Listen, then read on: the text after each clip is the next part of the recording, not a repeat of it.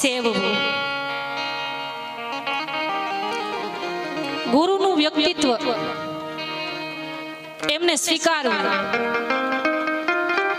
ગુરુના જીવનને જોવું નહીં, પણ એ જે ઉપદેશ આપે ને, જે જ્ઞાન આપે ને, એ જ્ઞાનને સ્વીકારવું.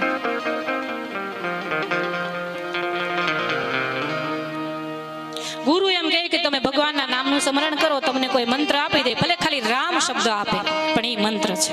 ગુરુના મુખેથી અપાય ને એટલે એ મંત્ર બની જાય. એના ઉપર વિશ્વાસ રાખી અને જીવન પસાર કરે તો ભક્તિ મળે ને ભગવાન મળે. આપણી કથાનું એક સુંદર પાત્ર કે એને ભલે 80 વર્ષ થયા, પણ ગુરુના વચનનો વિશ્વાસ કે તારે ત્યાં રામ આવશે, એટલે 80 વર્ષ સુધી એને પ્રતીક્ષા કરી. અને ભગવાન રાવણને મારવાય નથી જન્મા, રાવણને મારવાય કઈ વનમાં નથી ગયા. એને તો રાવણને મારવો હોય તો એક ઈશારો ખાલી એમની નયન ફરે ને ત્યાં રાવણનો આખો વંશ સાફ થઈ જાય.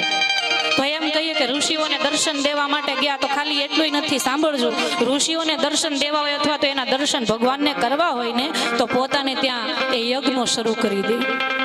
યજ્ઞ કરે એટલે સંતોને બ્રાહ્મણોને પહેલા આમંત્રણ હોય, તો દેશ વિદેશના બધા સંતો બધા ઋષિઓને મળી જાય, એના યજ્ઞની અંદર હાજરી આપે. ખાલી સંતોને ઋષિને મળવાય નથી ગયા, રાવણના કુળનો સંહાર કરવાય નથી ગયા, પણ એક સંતની વાણી હતી, એક સંતનો વિશ્વાસ હતો, એનું વચન એના શિષ્યને હતું, અને એ વચનને પૂરું કરવા ભગવાનના વનમાં જવું. કોણ ગુરુ ને કોણ શિષ્ય?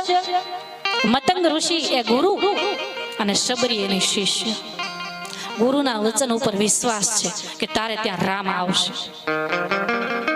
એ 17 વર્ષની શબરી પોતાના જીવનનો, જેમ કહેવાય કે અમુક કાળ છે, પોતાના જીવનનો એ સુવર્ણમય